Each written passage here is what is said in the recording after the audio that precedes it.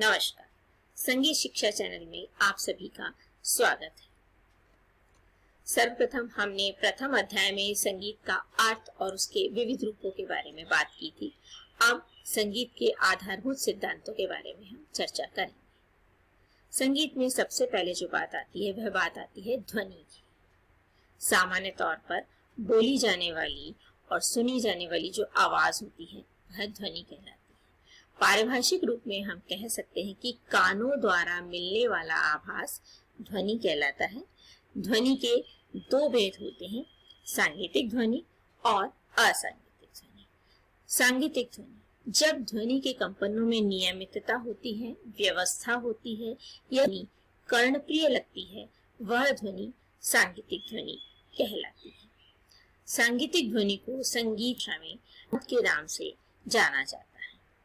दूसरा, असांगीतिक ध्वनि, जब ध्वनि के कंपनों में अनियमितता होती है जो सुनने में अच्छी नहीं लगती, वह ध्वनि असांगीतिक ध्वनि कहलाती है, जिसे कि हम शोर या कोला कहते हैं।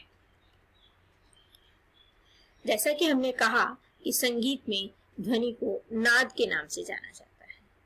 तो नाद के संधि पंडित ने अपने ग्रंथ संगीत रत्नाकर में नाद को परिभाषित करते हुए लिखा है कि नकार है प्राणानाम, दकार नलम विदुः, जात है प्राणगीयोसा योग नादोड़ा भिष्यन्ति। अर्थात नकार प्राणवाचक तथा दकार अग्निवाचक।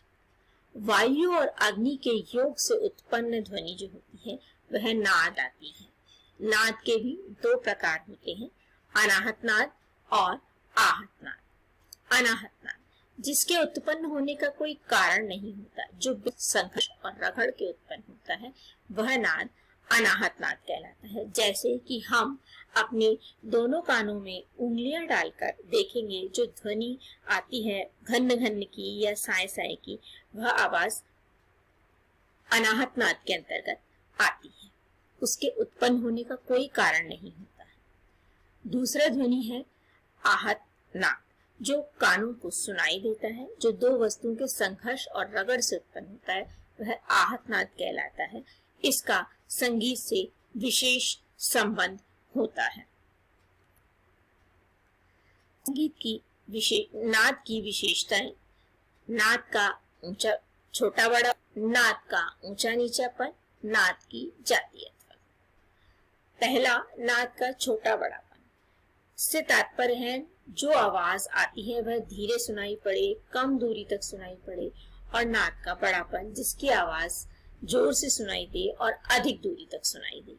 जो आवाज धीरे धीरे सुनाई पड़ती है वह छोटा नाद कहलाता है, और जो जोर जोर से ज्यादा दूरी तक सुनाई पड़ती है वह बड़ा नाद कहलाता है। उदाहरण के रूप में हम देखेंगे कि जैसे स्कूल के घंटे पे अगर हम नाखून से प्रहार करेंगे तो वह आवाज कम और कम दूरी तक सुनाई देगी, और इसी के विपरीत जब हम उसी घंटे पर ऐसे करेंगे तो वह आवाज जोर से और अधिक दूरी तक सुनाई पड़ेगी। तो जो आवाज कम सुनाई दी उसे छोटा नाद, और जो आवाज तेज सुनाई दी, ज्यादा दूरी तक सुनाई दी, उसे बड़ा नाद कहेंगे। दूसरी नाद की विशेषता है नाद का ऊंचा नीचापन। नाद के ऊंचे नीचेपन से तात्पर्य है कि जो आवाज आ रही है वह ऊंची है अथवा नीची।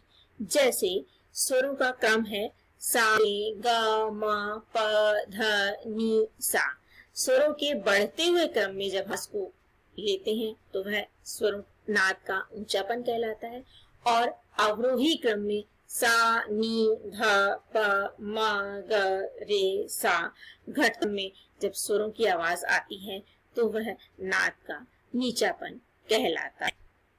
तीसरा है नाद की जाति अथवा गुण। नाद की जाति अथवा गुण से कि जो आवाज आ रही है वह किसी मानव कंठ की है या किसी वाद्य तंतु की। किसी भी चीज को बिना देखे पहचान लेना ही की जाति अथवा गुण है कि वह आवाज किसी वाद्य तंतु से आ रही है या फिर किसी कंठ की आ रही है। अब बात आती है जो नाद हमें सुनाई दे रहा है वह नाद कितना है, उनकी कितनी है।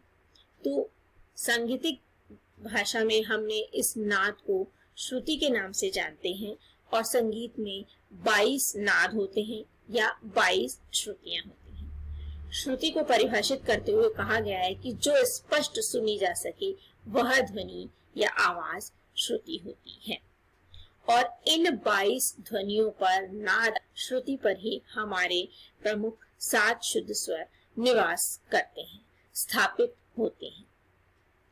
श्रुतियों पर स्वर विभाजन के संदर्भ में गांधी ने अपने ग्रंथ संगीत रत्नाकर में श्लोक के माध्यम से प्रकार विभक्त किया है। चतुश्चतुश्चतुश्चैव षडश पद्यम पंचमा द्वे द्वे निषाद गंधारो त्रिस्त्री ऋषभ धैतु, अर्थात म व प की 4 श्रुतियां हैं, नी व ग की 2 श्रुतियां हैं और ऋषभ और धैवत की 3 श्रुतियां हैं। 22 श्रुतियों पर 7 शुद्ध स्वरों को 4-3-2 4-4-3 क्रम में स्थापित किया गया है। प्राचीन काल में और मध्य काल श्रुति पर 7 शुद्ध स्वरों में स्वर को उसकी अंतिम स्थापित किया गया, और आधुनिक काल में स्वरों को विभाजित करना यही रहा 4-3-2 4-4-3-2 का, मगर स्वर को पहले स्थापित किया गया और बाद में उसकी श्रुति को गिना गया।